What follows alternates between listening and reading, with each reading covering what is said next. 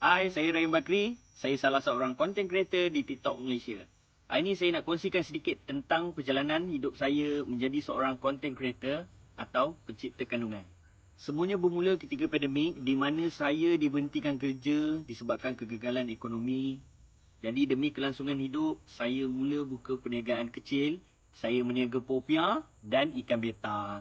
Di mana? Di tanah kelahiran saya, Manjung Perak.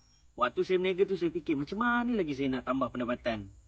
Jadi di situlah terdetiknya hati saya untuk menjadi seorang content creator. Saya mulakan dengan apa je yang saya ada waktu tu. Janji saya dapat buat content. Lepas tu sedikit demi sedikit isteri saya support untuk upgrade barangan bagi memudahkan saya untuk menghasilkan konten.